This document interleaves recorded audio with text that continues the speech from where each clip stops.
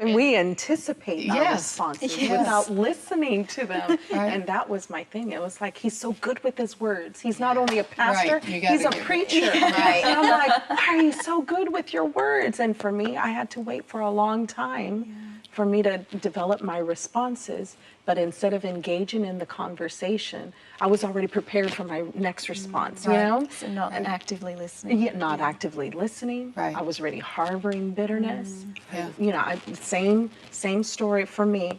I was, had a wrong view of submission. I had a wrong example of submission, what that looked like. And the Lord had to do a lot of detox in my own life of, okay, who is Diana? You have to speak up at some point because they're speaking for you. Yes. And they're assuming that you think a certain way, that you act a certain way, that you have a certain opinion. You are a person. So I had to really find my range in my voice and, offer my opinion, but not always offer it. Like not every opportunity is a good opportunity. Finding my identity as a mom, as a woman, as a wife in the context of my own marriage. And not losing my identity, not losing myself, not losing like, I had an opinion, I'm an individual. Right. That reminds me of a story. I have a lot of stories. We like them all. I know. When Phil and I were first married, he came from ministry, and I did not.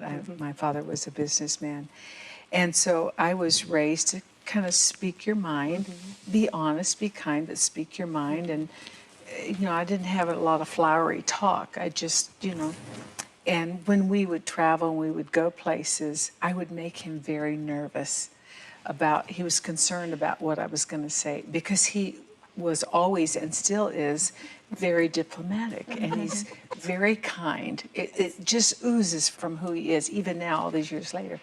And I remember I would get ready to say something and I could see him just kind of go into the alert mode.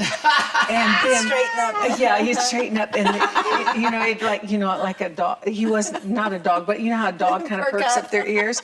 And then he would move his feet and he would begin to, if I said something that he didn't think was right, he would kick me under the table.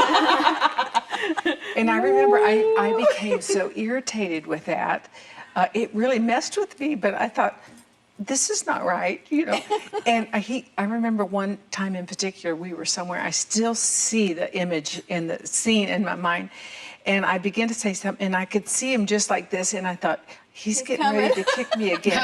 So I moved my feet out of the way, and I kept moving, and he kept trying to reach, and little by little, he was like, kind of sliding under the table. And the couple that we were with, they said, is everything okay? And he goes, oh yeah, everything is okay. And when we got off by ourselves, I said, don't you ever kick me again or you will be underneath the table every time. But it goes back to, again, the expectations, what we think that our spouses should say or how they should respond.